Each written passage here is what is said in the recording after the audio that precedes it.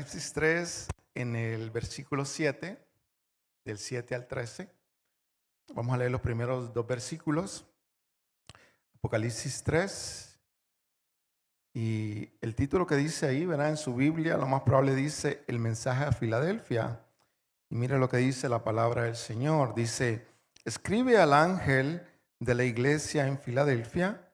Esto dice el santo, el verdadero, el que tiene la llave de David, el que abre y ninguno cierra, y cierra y ninguno abre. Yo conozco tus obras. He aquí, he puesto delante de ti una puerta abierta, la cual nadie puede cerrar, porque aunque tienes pocas fuerzas, has guardado mi palabra y no has negado mi nombre. Amén. Vamos a orar, pedirle al Señor que nos ayude. Padre, en el nombre de nuestro Señor Jesús, te doy gracias, Señor, por esta oportunidad que tú nos das de sentarnos a tus pies, Señor, para que tú nos ministres, para que tú nos hables, Señor. Yo te pido, Señor, que tu Espíritu Santo tome control, Señor, de este servicio, para que tu palabra y nuestro corazón sean bendecidos, Señor. Ayúdanos, Señor. Danos palabras, Señor, y ábrenos el entendimiento, Padre, para que podamos llevar tu palabra, Señor, y llevarla por obra, guardarla, Señor, y que dé frutos a su debido momento, Señor. En el nombre de Jesús te lo pedimos. Amén y amén. Hermano, no sé si el sonido está muy alto. Yo lo escucho aquí como un feedback, no sé. Bueno, hermanos, miren, hablando de la iglesia de Filadelfia, este es el sexto tema, ¿verdad? De las 7 cartas que en la iglesia, en el Apocalipsis, Jesús le escribe a sus iglesias, ¿verdad? Y hemos hablado de que es una palabra, la palabra es viva, y así como fue viva en aquel tiempo, lo ha sido a través del tiempo y lo es viva ahora mismo. La carta a la iglesia de Filadelfia cada palabra tiene un valor espiritual de gran bendición para cada una de nuestras vidas, y estudiar cada una de esas palabras y profundizar sería prácticamente imposible. Hay tanto, ¿verdad?, en lo que podemos hablar, en lo que Dios nos está hablando, pero entiendo que en algún momento Dios nos aclarará todas las cosas, ¿verdad? De modo que en el contexto histórico, para que comencemos, esta ciudad fue fundada por el rey Atalo de Pérgamo en honor al amor que él le tenía a un hermano, ¿verdad? Y le puso así Filadelfia, y que significa amor fraternal. Y no es casualidad que esta iglesia se llamara Filadelfia. Por alguna razón, verán que el texto no lo dice muy bien, pero el mismo nombre da a entender que a pesar de que era una iglesia pequeña, era una iglesia que se amaba, una iglesia que se quería, una iglesia sólida, porque en alguna parte del texto le dice que tiene poca fuerza.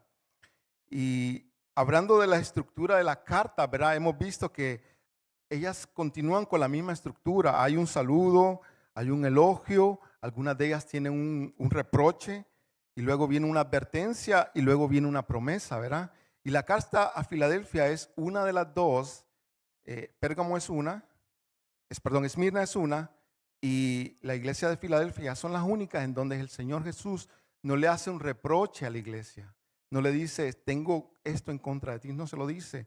Así que la iglesia de Filadelfia era una iglesia bastante sólida, ¿verdad? Digamos, había cumplido con lo que el Señor demandaba de una iglesia.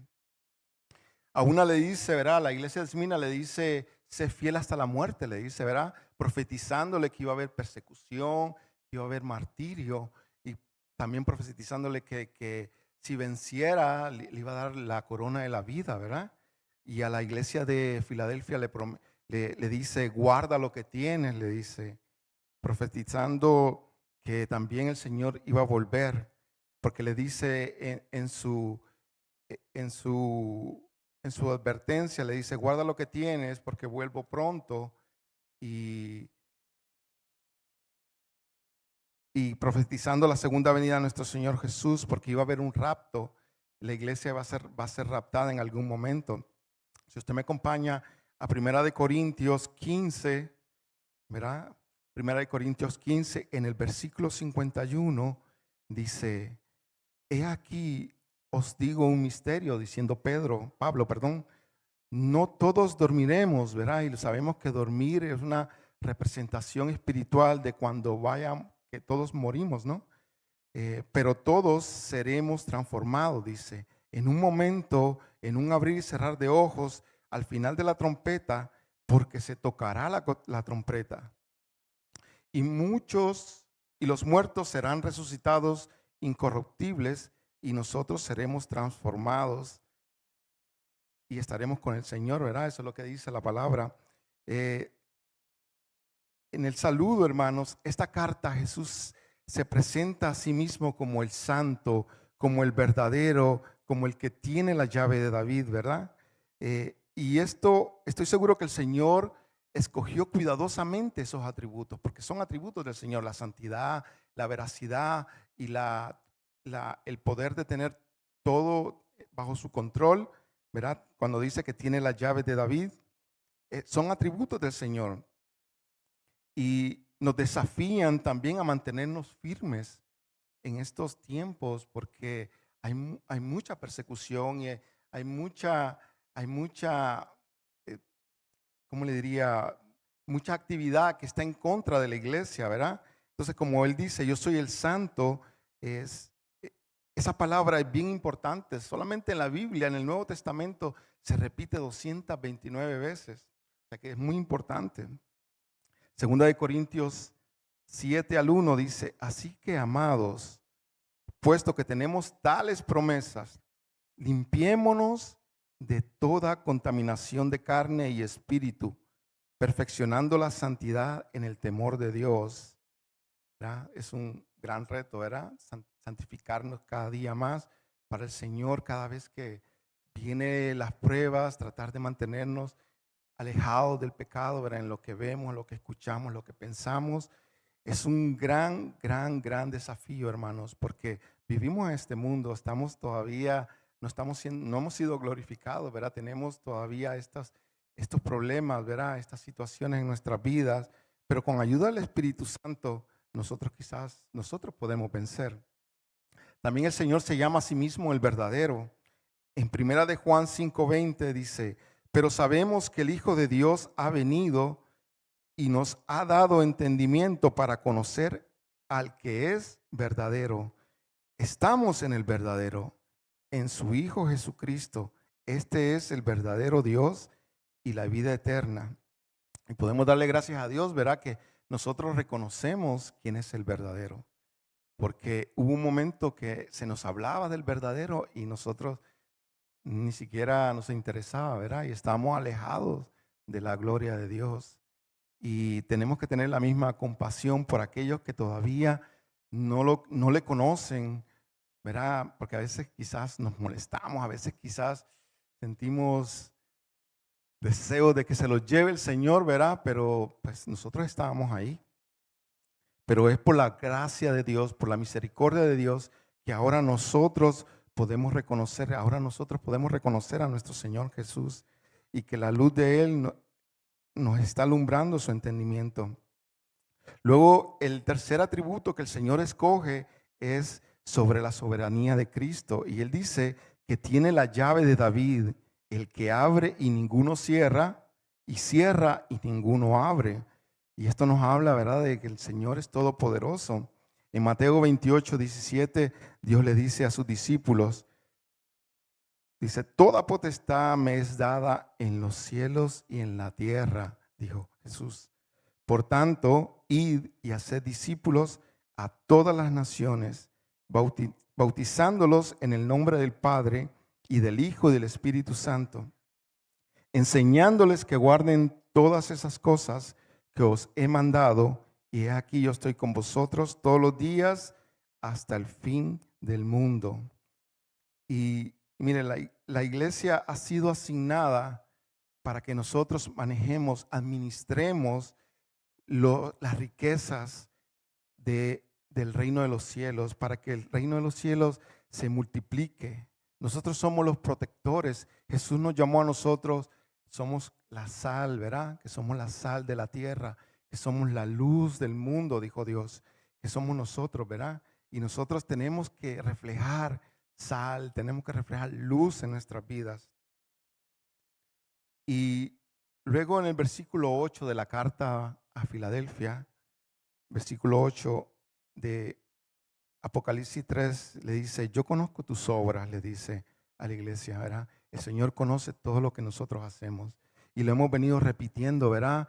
A través de esta serie, el Señor siempre nos dice, yo conozco tus obras, el Señor sabe lo que hacemos y aunque lo repite, ¿verdad? Lo repite con una intención, está intencionado la repetición y es para que nosotros sigamos entendiendo y que nunca a nosotros se nos olvide que el Señor conoce nuestras obras, ya sea para bien o para mal, ¿verdad? Porque así como nosotros eh, actuamos para mal, pues el Señor está viendo lo que nosotros estamos haciendo. Ya sea que actuemos para bien, el Señor también lo está viendo. Y a veces nosotros, el ser humano, le gusta el reconocimiento. Dice, yo quiero estar aquí porque me gusta el reconocimiento. A veces, ¿verdad? Hay algo ahí, aunque uno quizás no lo quiera admitir, pero a uno le gusta ese sentimiento de que digan, mira, él hace esto, o está allí, o él está haciendo eso.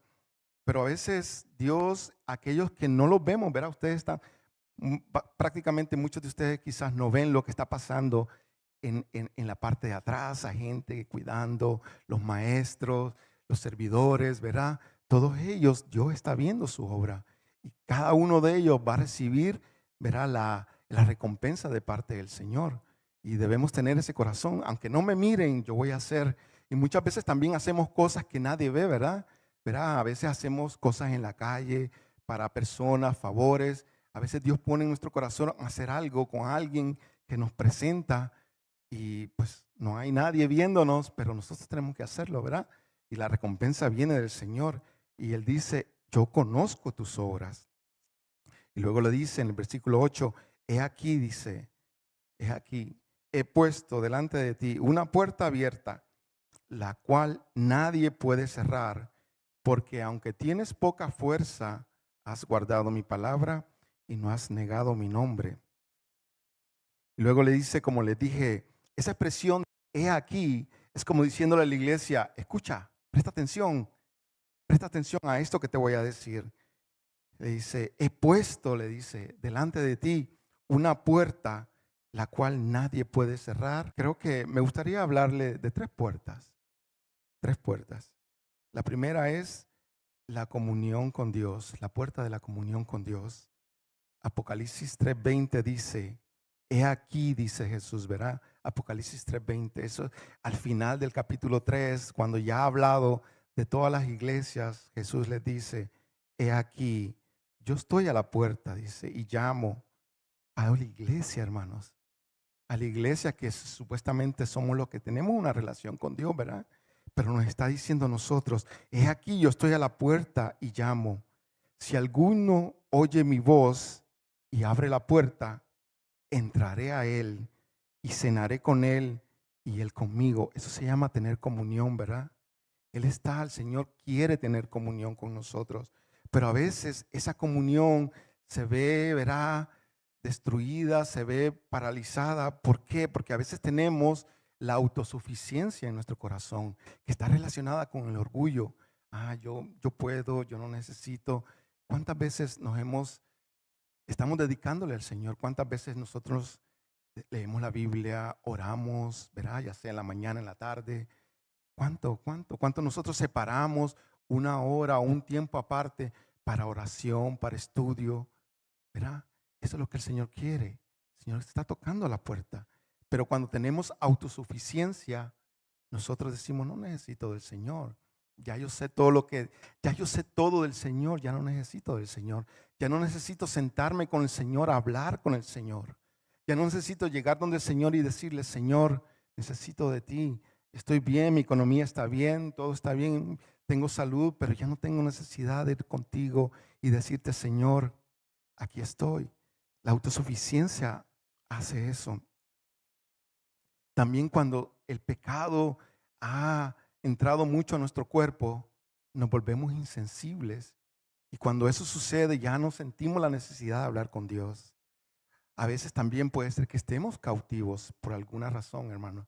El pecado a veces, ¿verdad? Nos da la vergüenza, nos trae la convicción de no ir al Señor. Cuando pecamos, quizás hemos cometido un error grande, ya nos sentimos el deseo, sentimos vergüenza de estar delante del Señor. ¿Verdad? Aquel que perdió el primer amor, ¿verdad? Lo estudiamos también. Y a veces Dios permite las aflicciones, hermanos, por una razón, porque el Señor quiere que nosotros, ¿verdad?, volvamos al redil, que nos acerquemos a Él.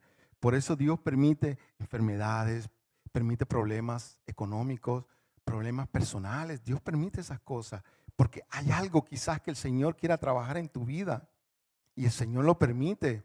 En el estudio que tuvimos el martes, hablamos sobre un ejemplo cuando el endemoniado gadareno, nadie daba por nada por él, pero Dios vio en él una oportunidad.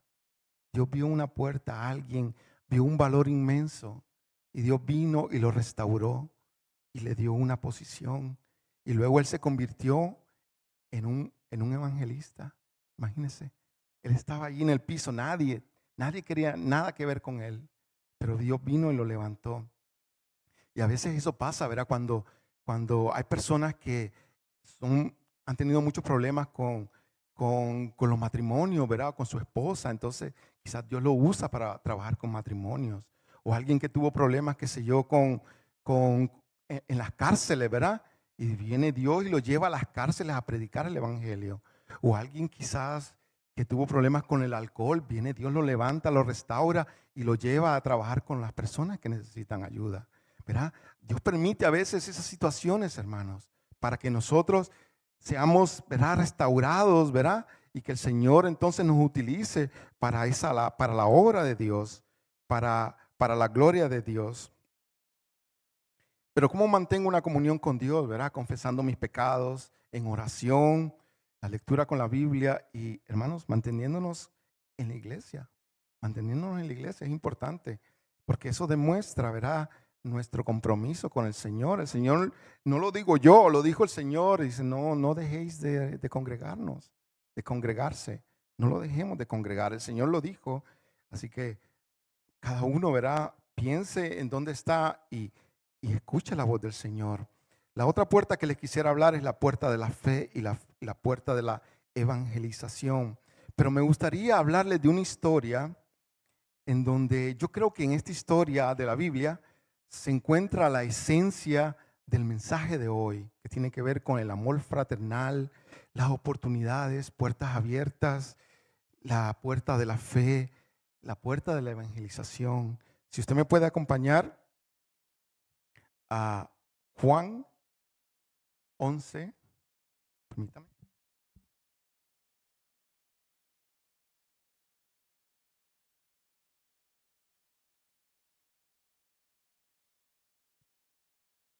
Juan 11, versículo 1. Y aquí tenemos, perdón, aquí tenemos la historia de Lázaro, ¿verdad? Muchos conocemos la historia de Lázaro, es famosísima. La historia de Lázaro, que estaba enfermo, dice la palabra, ¿verdad? Y el Señor recibe la noticia, pero vamos a leerlo. Mira lo que dice para ver qué es lo que el Señor nos quiere decir. Eh, Versículo 1 dice, estaba entonces enfermo uno llamado Lázaro de Betania, la aldea de María y de Marta, su hermana, cuyo hermano Lázaro estaba enfermo. Fue la que le ungió al Señor con perfume y le enjuagó los pies con sus cabellos. Versículo 3. Enviaron pues las hermanas para decir a Jesús, Señor, he aquí el que amas está enfermo. Oyéndolo Jesús dijo, esta enfermedad no es para muerte, sino para la gloria de Dios, para que el Hijo de Dios sea glorificado en ella. Entonces, ahora nosotros por revelación, ¿verdad? Por revelación de la Biblia, sabemos que Dios nos ha creado a nosotros con, ¿verdad?, espíritu, con un alma y con un cuerpo, ¿verdad? Somos un ser tripartito, ¿verdad? Como esa palabra es como muy de domingo, no me gusta usarla, pero esa es la palabra que se utiliza. Somos un ser que está formado por tres partes, ¿verdad? Espíritu, alma y cuerpo. Y así como el pecado compara Dios, Jesús, perdón, Jesús compara el pecado con la enfermedad y eso abre el entendimiento a que así como el cuerpo se enferma, también se enferma el alma y el espíritu. Mire, Marcos 2:17 dice, al oír esto, Jesús les dijo, los sanos no tienen necesidad de médico, sino los enfermos. No he venido a llamar justos, sino a pecadores. Jesucristo está comparando la enfermedad con el pecado, ¿verdad? Entonces, podemos nosotros asociar eso y entender de que así como el cuerpo se enferma, ¿verdad? El cuerpo se enferma, así también el alma se enferma y el espíritu. ¿Y cómo se enferma el cuerpo, verdad? A veces nosotros tenemos una herida, nos cortamos en la mano, nos cortamos o comemos algo que no debemos haber comido. ¿Y qué sucede? Hay bacterias, hay viruses, ¿verdad? Y eso entra en el cuerpo y daña, ¿verdad? Y empieza y se multiplican. ¿Y qué sucede? El cuerpo se enferma, ¿verdad? Y vienen problemas, vienen síntomas, quizás vienen fiebres. En algunos casos quizás los síntomas son malos, muy, muy, muy malos, que quizás en nuestro caso, en la actualidad, pues nos pueden llevar a un hospital. Y en algunos casos peores, ¿verdad? Pueden pasar cosas peores, como perder la vida, ¿verdad? Y eso pasa cuando un virus o una bacteria entra a nuestro cuerpo, ¿verdad? Por medio de una herida, por medio de un golpe, por medio de algo, por medio de una puerta. Lo mismo sucede con el alma y el espíritu, hermanos. Hay heridas en el alma, hay heridas en el espíritu que a veces abren puertas para que bacterias, ¿verdad? Para que dardos de fuego del enemigo entren y empiecen a dañar esas áreas. Y estoy hablando de cosas como de los golpes, ¿verdad? En el cuerpo, ¿verdad? Es una herida, ¿verdad? Pero las puertas en el, en el alma pueden ser el desprecio, puede ser uno. Desprecio puede crear una puerta en el alma. El rechazo, ¿verdad? Abusos físicos, el temor, tristeza, injusticias pueden crear el pecado en general, ¿verdad? Pecado, cualquier pecado que sea, hechicerías, horóscopos, adivinación. Todo ese tipo de puertas o heridas son cosas que el enemigo utiliza para entrar en el alma, ¿verdad? Y a veces el enemigo utiliza terceros, ¿verdad?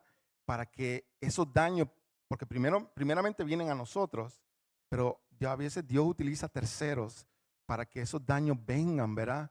A nosotros, ¿verdad? Cualquiera que sea la situación, ¿verdad? Abusos, problemas, no sé, cualquiera que sea la situación, pero pueden abrirse heridas en el alma.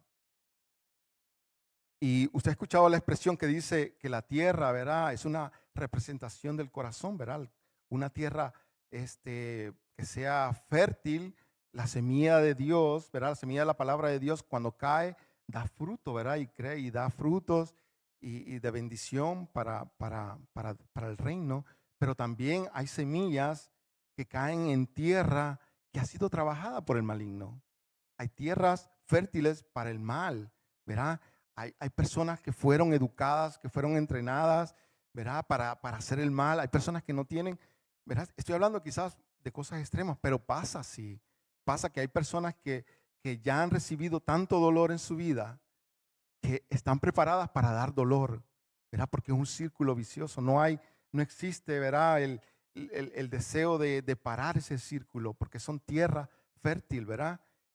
Para hacer eso, o lo que estemos viendo, ¿verdad? A veces vemos cosas y eso, o lo que estemos escuchando, y eso va añadiendo, va creando esas heridas en nuestro corazón, ¿verdad? En nuestra alma, y entonces el enemigo que está al acecho, dice la palabra, ¿verdad? Como león, y el león, ¿saben cómo está el acecho? El león, si se enfrenta con una gacela, jamás la va a alcanzar. Si la gacela lo ve que está de lejos, olvídate, le ganó la gacela. Pero el león va ahí escondido, ¿verdad? Buscando la oportunidad, se acercando, analizando a su presa, hasta que esté bien cerca, ¿verdad? Cuando él detecta que ya la distancia es tan corta, ahí él hasta grita y las gacelas se asustan, ¿verdad? Y se quedan paralizadas y el león ataca, pero ya estuvo ahí, ¿verdad? Acercándose. Así es el enemigo. El enemigo está observándolos. Está observándolos a ustedes. Está observándome a mí. Él sabe, lo vemos en la Biblia, ¿verdad? Cuando Dios le dice a Satanás, ¿verdad? Le dice, tú sabes de Job, que él es perfecto, recto, apartado del mal y temeroso de Dios. Y él dice, sí, yo sé quién es él. El enemigo sabe quién es usted. Y está observando, viendo dónde están sus puntos débiles. Y está tratando de entrar por ahí. Y a veces, mucho de lo que nosotros nos pasa por esas heridas, ¿verdad? Es porque no las tratamos, ¿verdad? Cuando usted tiene una herida en su cuerpo, ¿qué hace usted? Si está sangrando, pues usted busca una cura, ¿verdad? Y se pone y se echa, qué sé yo, triple antibiótico, no sé. Usted ve eso en sus hijos, ¿verdad? Usted llega y les da una cura, tiene un resfriado, usted le da una pastilla, ¿verdad? Porque usted está tratando los síntomas y se da cuenta que hay una necesidad, ¿verdad? Jesús nos da la solución para las heridas en el alma. La solución es el perdón, hermanos. El perdón. Qué tan difícil es perdonar, ¿verdad? Nos da otra solución también, nos dice la oración. Él nos dijo, oren por sus enemigos. ¿Cuántas veces nosotros hemos orado por nuestros enemigos? Es difícil también, ¿verdad? Pero son las soluciones que Dios nos da, no las digo yo, nos dice el Señor. Efesios 4:27 dice, no le den ninguna oportunidad al diablo para que los derrote. No le den ninguna oportunidad, no le abran ninguna puerta al diablo para que los derrote. Y noten en la historia, ¿verdad? De María, Marta y Lázaro. ¿Quién pidió ayuda? ¿Fue Lázaro? No, no fue Lázaro. Fue Marta y María. Ellas vieron el problema. Ellas vieron lo que estaba sucediendo con su hermano.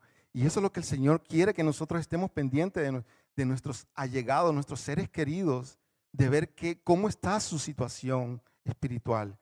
Si vemos que está estornudando espiritualmente hablando, tenemos que tomar una acción, tenemos que decir, ay, porque eso puede llevar a una fiebre, puede llevar a algo más grande, ¿verdad? Y a veces cuando eso crece, ¿verdad? Esa herida en el alma crece, dejó de ser un pequeño estornudo, se convirtió en una fortaleza en el alma. No, yo no voy a perdonar para nada. Se convirtió en una fortaleza y es más difícil entonces tratar con esas fortalezas. Pero Marta y María vieron eso en Lázaro y probablemente les dieron los primeros auxilios, ¿verdad? Le dijeron, oye Lázaro, vemos que estás mal, toma una pastilla, ¿verdad? Y nosotros también a veces cuando vemos eso, especialmente con nuestros seres queridos, tenemos que considerar cuál es nuestro territorio de autoridad. Mira, yo no puedo llegar a la casa del vecino y decir, ¿sabes qué? Yo creo que tu hijo necesita ayuda. No, yo no puedo hacer eso. Yo lo hago en mi casa, ¿verdad? Yo lo hago con mi familia, ¿verdad? Y también ¿verdad? Lo puedo hacer con un hermano si el Señor me lo pide así. A veces el hermano viene y ya el hermano cruzó la línea, ¿verdad? Y te dice, oye, me está pasando esto. Y ya, entonces ya tú tienes, ¿verdad? Ya se comenzó, ya tienes autoridad para quizás ministrar la situación que esté pasando. Y así hicieron Marta, probablemente, ¿verdad? Le dieron ayuda. ¿Y qué fue lo segundo que hicieron? Orar, ¿verdad? No solamente se quedaron con eso, ministraron, ¿verdad? Los primeros auxilios a Lázaro y luego intercedieron por Lázaro, ¿verdad? Llamaron a Jesús y Señor, el que amas está enfermo, ¿verdad? Y así nosotros también debemos hacer. Cualquiera que sea la situación, si nosotros vemos qué está pasando en nuestra familia, nuestros hijos, nuestra esposa, los esposos, ¿verdad? Lo que esté pasando, usted tiene la responsabilidad de ver si hay un resfriado, de ver, ¿verdad? Y luego interceder en oración, Señor, ayúdale, Señor, ayúdame, dame palabras, dame gracias, Señor, aléjalo, cuídale la tentación. Es la responsabilidad de nosotros. Que Dios nos ayude a tener un corazón como Marta, ¿verdad? Que era de intercesión. Luego oraron, ¿verdad? Al Padre, como les dije, porque hay un sentido de urgencia, hermanos, que algo pequeño, ¿verdad? Así como creo que lo hemos hablado, algo pequeño le da tanto poder, ¿verdad? En la fe puede mover montañas, así también las raíces de amargura pueden crear grandes problemas. Dice que hasta pueden contaminar a muchos, dice la palabra, las raíces de amargura. Entonces, siguiendo con la historia, dice que Jesús dijo, esta enfermedad no es para muerte, sino para la gloria de Dios, para que el Hijo de Dios sea glorificado por ella. Y amaba Jesús a Marta y a su hermana Lázaro. Estoy en el versículo 6 de Juan 11. Cuando yo, pues, que estaba enfermo, se quedó 2 días más en el lugar donde estaba. Verá, lo mismo que hemos hablado, Dios a veces utiliza las situaciones, permite que nosotros pasemos situaciones para que Dios nos enseña, ¿verdad? Aprendemos en esas situaciones y quizás Dios nos va a utilizar en esas áreas donde quizás estamos sufriendo o que estemos pasando situaciones, ¿verdad? Quizás Dios nos vaya a utilizar en el futuro en algún lado.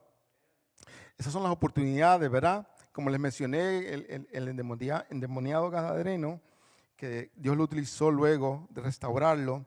Y luego en el versículo 7 dice, Jesús sigue diciendo, le dice a los discípulos, ¿verdad? Le dice, después de esto, dijo a los discípulos, vamos a Judea.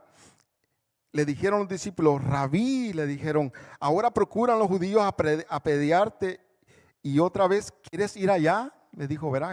Jesús le dice, vamos a Judea. Pero los discípulos dijeron, Señor, no vayas. Te quieren matar, te quieren tirar piedras, no vayas. Y Jesús en el 11 dice, dicho esto, en el 9, Jesús respondió, ¿no tiene el día 12 horas?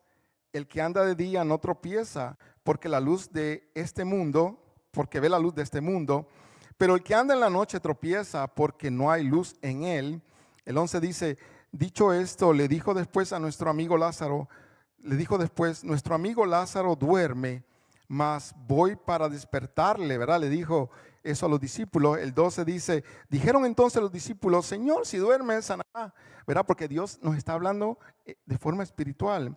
El 13 dice, pero Jesús decía esto de la muerte de Lázaro y ellos pensaron que hablaba del reposar del sueño. Entonces Jesús les dijo claramente, Lázaro ha muerto y me alegro por vosotros de no haber estado ahí para que creáis. Mas vamos a él. Y mira lo que pasa en el 16.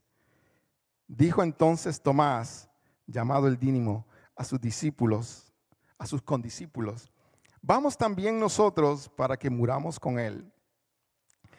Yo cuando leí esto, ¿qué el Señor nos quiere decir aquí? Vamos nosotros para que muramos con él. Y a veces esa es la actitud que tenemos como cristianos, ¿verdad? Cuando el Señor quiere hacer algo con alguien, nosotros ya lo desechamos. Decimos no, ¿verdad? Porque eso es lo que estaba haciendo él, dice. Él estaba diciendo, ¿saben qué? No creo, prácticamente lo que estaba haciendo. Yo no creo lo que vayamos. Allá quieren matar a Jesús. Si quieren matar a Jesús, nos van a matar a nosotros. Pues está bien, dijo Tomás, vamos, que nos maten. ¿Qué rayos? O sea, no tenía fe Tomás. La fe se le había ido. O probablemente tenía miedo, o probablemente no quería equivocarse, ¿verdad? Y a veces también nos pasa eso a nosotros. A veces quizás nosotros no actuamos porque tenemos miedo o porque no creemos que Dios pueda hacer las cosas. A veces el Señor pone en tu corazón, ve y ora por Él, o intercede por eso, y tú dices, quizás es el sándwich que me acabo de comer.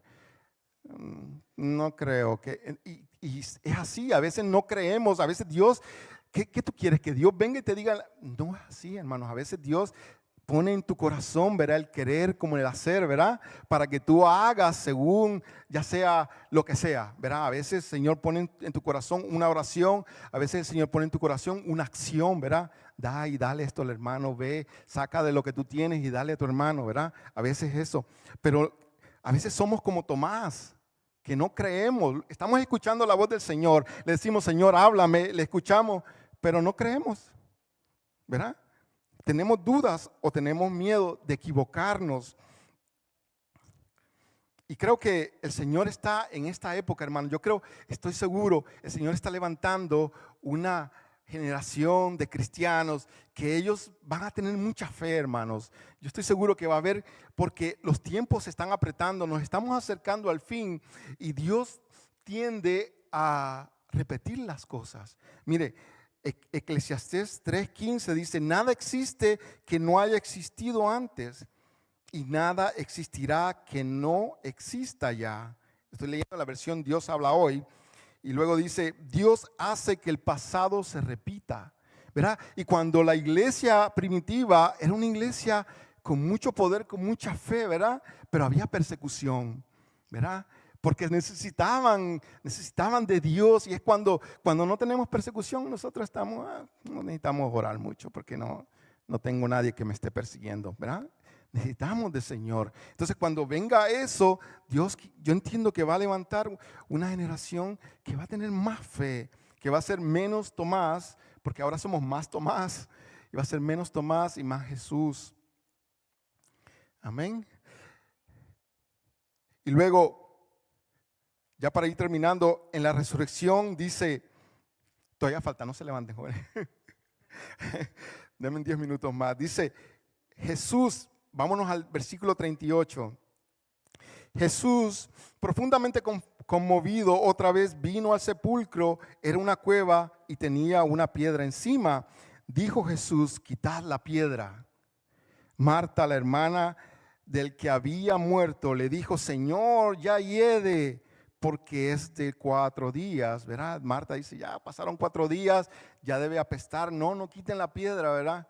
Y nuevamente volvemos a lo mismo, Señor, háblame. Y cuando el Señor te habla, tú dices, no creo. Y el Señor tiene una imaginación increíble. A veces te dice cosas que para ti no hacen sentido. Y se me hace difícil hasta darle un ejemplo. Pero para el Señor tienen sentido y el Señor quiere que las hagas.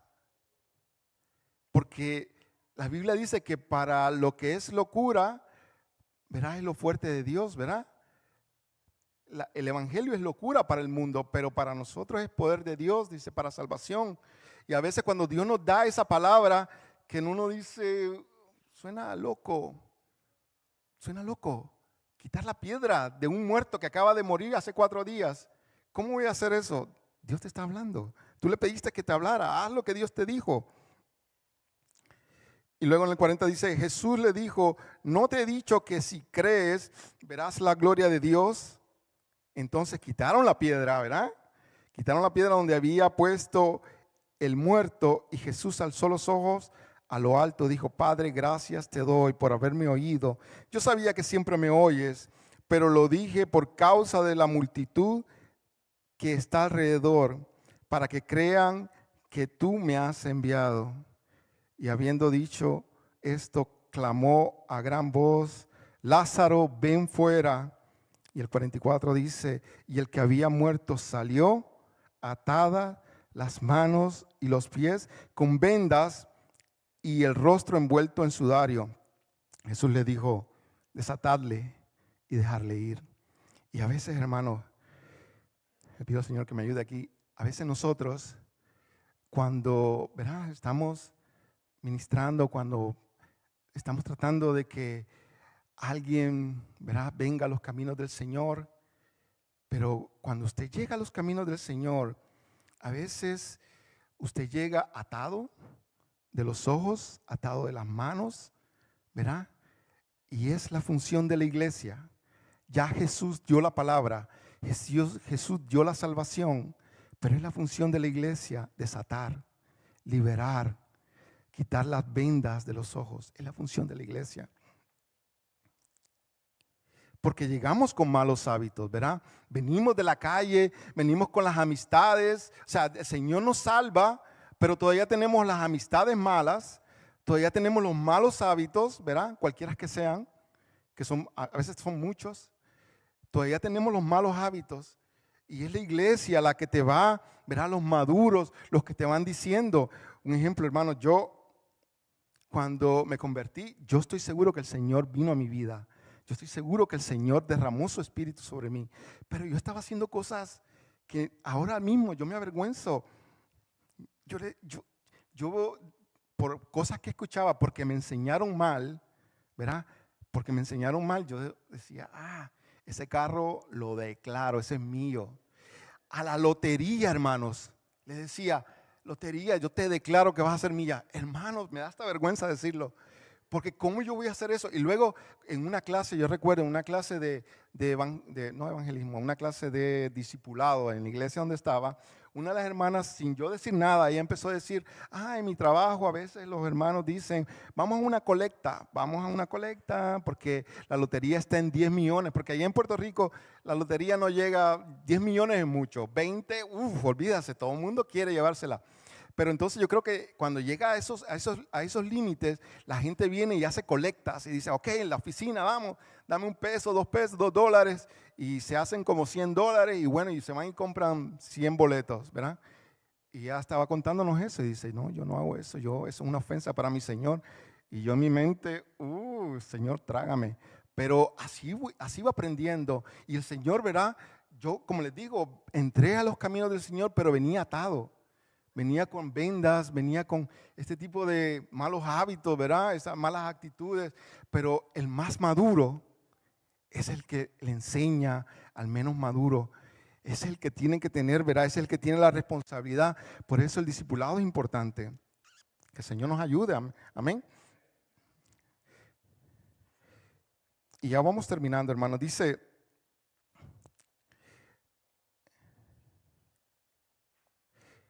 la iglesia, Jesús le dice a la iglesia, tienes poca fuerza, le dice, tu fuerza es poca. Y usted sabe que el Señor se perfecciona en la debilidad. Recuerda que Jesús dijo, lo que contamina al hombre no es lo que sale, ¿verdad? No es lo que entra al cuerpo, ¿verdad? Está hablando espiritualmente, sino lo que sale del cuerpo, ¿verdad? Porque lo que sale del cuerpo, ¿verdad? Son ¿verdad? Las contiendas, los pleitos, la idolatría, ¿verdad? Y a veces eso crea un reflejo en el cuerpo también, hermanos. Por ejemplo, a veces, no sé si usted le ha pasado, ¿verdad? Cuando usted se para al frente con un grupo de personas o cuando usted está a punto de dar una prédica, se le pone como que el estómago. A mí me pasa eso todavía, el estómago. Pero es mental, pero hay un reflejo en mi cuerpo. Y así pasa también con el pecado, hermanos. A veces el pecado trae enfermedad. A veces el problema no es, a veces, no sé si ha llegado donde hay doctores que no encuentran tienen los síntomas, pero no encuentran el problema y no saben qué darle. Le dan cortisona. Ok, cortisona para todo, porque no saben qué está pasando. Pero a veces es el alma, las heridas del alma lo que están causando esos problemas.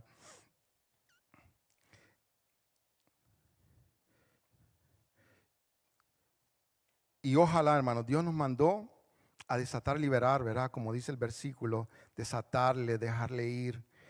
Y ahí que el Señor nos ayude, ¿verdad? Porque hay muchos paradigmas en los que hemos crecido, ¿verdad? Y quizás esos paradigmas nos impiden hacer eso. Mire, vayamos a Oseas 4:6, dice, mi pueblo, acompáñame. Y con eso voy terminando, hermano.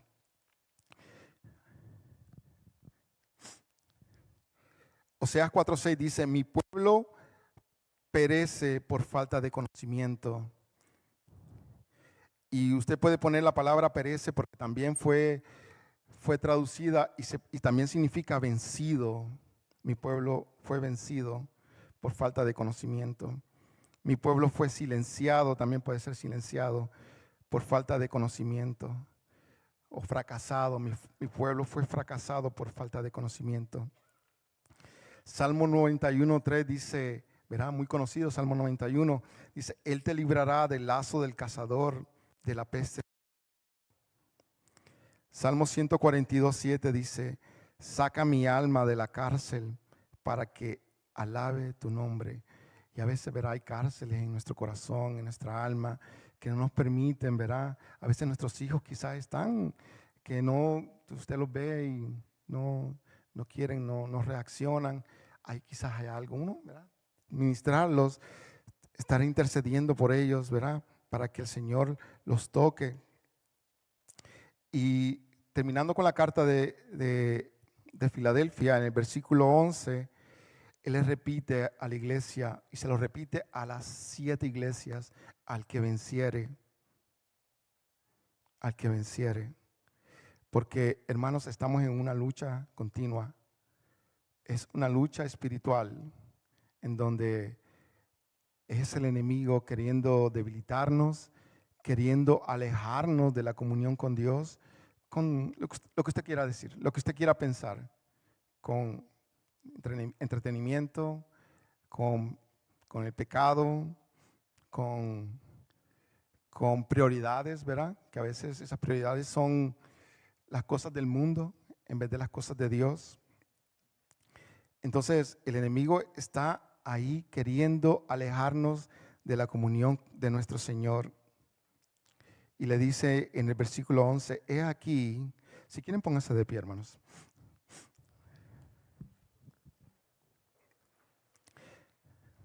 He aquí, dice, yo vengo pronto. Y cantábamos esa canción, ¿verdad? Volverá. Y yo dije, Señor, volverás. Yo vengo pronto, dice, retén, le dice, retén. Y esa palabra también se puede traducir como sé fuerte, abraza fuertemente, préndete, le dice, de lo que tienes, para que ninguno tome tu corona, tu galardón y recompensa, porque el Señor es galardonador, ¿verdad?, de los que le buscan, dice la palabra, y Él da multiplicado lo que usted le pide. Yo le pedí una hija a mi Señor, ¿verdad? Señor, dame una hija, me dio 2. Multiplica el Señor, ¿verdad? El pastor dice que pidió un hijo y le dieron 2. El Señor multiplica, el Señor es gracias, eso. Y luego dice el 12, al que venciere, dice, yo le haré columna en el templo de mi Dios y nunca más saldrá de ahí. Y escribiré sobre él el nombre de mi Dios, el nombre de la ciudad de mi Dios, la nueva Jerusalén, la cual desciende del cielo de mi Dios, y mi nombre nuevo. El que tiene oído, oiga lo que dice el Espíritu de las iglesias. Y eso es la promesa del Señor. Y se lo dijo a esta iglesia, ¿verdad? A la iglesia de Filadelfia. Y pienso yo que no hay casualidades, hermanos. Muchas. El Señor está pronto a venir, ¿verdad? No es nada nuevo. Estamos, hace 2000 años el Señor dijo, estoy a punto de llegar. Y no sabemos la hora ni el día, ¿verdad? Pero debemos estar listos para cuando el Señor venga. Y lo digo con mucho respeto. ¿Usted está listo? ¿Su familia está lista?